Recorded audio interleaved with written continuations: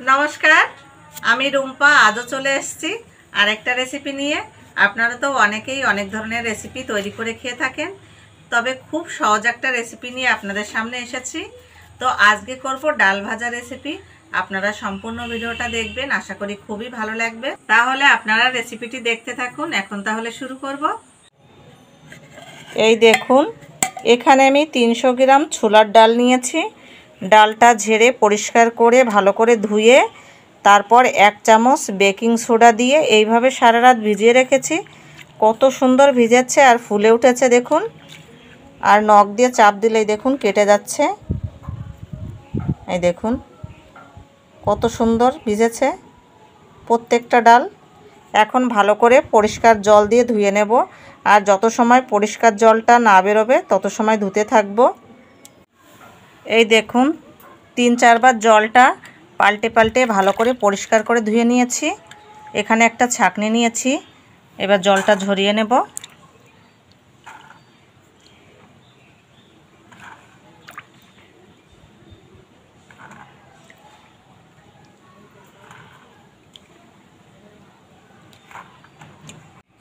এখানে একটা কুলো নিয়েছি, সুতির একটা কাপড় পেতে নিয়েছি।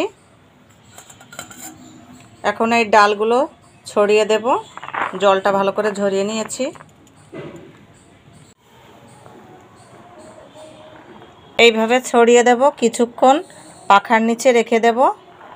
রোদে দেওয়ার কোনো দরকার নেই, এইভাবেই জলটা টেনে যাবে। তো ডালটা নিয়ে আমি চলে এসেছি। তো কিছুক্ষণ আমি পাখার নিচে রেখেছি, একদম শুকিয়ে গেছে। তবে ডালটা খুব ভালো করে শুকিয়ে নিতে হবে, তা না হলে ডালটা ভাজার সময় ছিটকাতে পারে। তার জন্য কোনো রকমই জল যাতে না থাকে সেটা কিন্তু অবশ্যই খেয়াল রাখবেন। তবে এখন আপনাদের দেখাচ্ছি কতটা জল শুকিয়ে নিয়েছি, আপনারা দেখুন। এই দেখুন কত সুন্দর শুকিয়ে নিয়েছি। একটু পাখার নিচে রাখলেই একদম শুকিয়ে যাবে, রোদে দেওয়ার কোনো দরকারই পড়বে না। দেখা গেল রোদে দেওয়ার পর ডালটা শক্ত হয়ে যেতে পারে। এই দেখুন কত সুন্দর শুকিয়ে নিয়েছি। তো বেশি কথা না বাড়িয়ে এখন উনুনটা ধরিয়ে তেলটা গরম করে ডালগুলো ভেজে নেব। প্রথম যখন আমি ডালটা দেব, তেলটা খুব ভালো করে গরম করে নিতে হবে।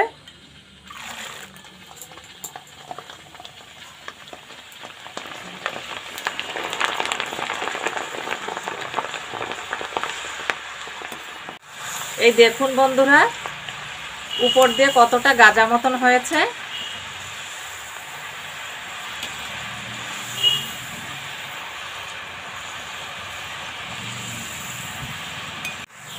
এরকম সময়তে আঁচটা মিডিয়াম করে দিতে হবে। ডালটা খুব সুন্দর করে ভেজে নিয়েছি। এই দেখুন কালারটাও চেঞ্জ হয়ে গেছে। এক এক করে তুলে নেব।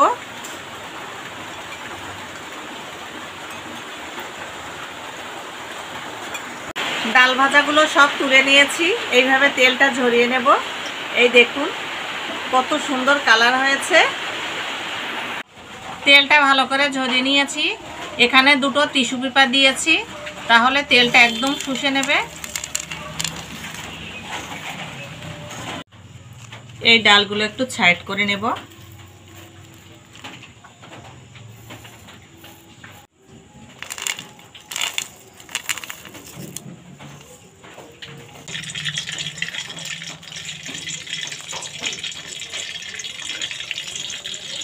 এখানে কিছু চীনা বাদাম নিয়েছি, ভেজে নেব, তুলে নেব। এইভাবে ডালগুলো ঠান্ডা করে নেব, বাদামটা মিশিয়ে নেব। সাইড করে রেখে একটা মশলা তৈরি করে নেব। 1/2 চামচ লঙ্কা গুঁড়ো,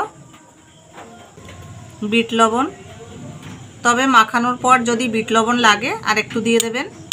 চাট মশলা, এখানে আপনারা গোলমরিচের গুঁড়োও দিতে পারেন। যেহেতু এখানে বিট লবণ আছে তার জন্য গোলমরিচের গুঁড়োটা না দিলেও চলবে। এই মশলাটা দিয়ে এবার মেখে নেব।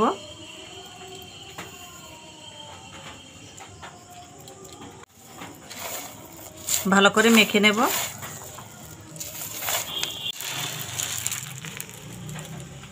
মশলাটা দিয়ে ভালো করে মেখে নিলাম। আর দেখুন কত সুন্দর হয়েছে ডাল ভাজাটা। দেখে বোঝার উপায় নেই ঘরে তৈরি করা যায় এত সুন্দর ছোলার ডালের ডাল ভাজা। দেখুন কত সুন্দর হয়েছে। আর ডালটা অবশ্যই আপনারা ছোলার ডালটা নেওয়ার চেষ্টা করবেন, মটর ডালটা কিন্তু নেবেন না, ছোলার ডালই নেবেন। এখন আমি একটা বয়াম ভরে নেব।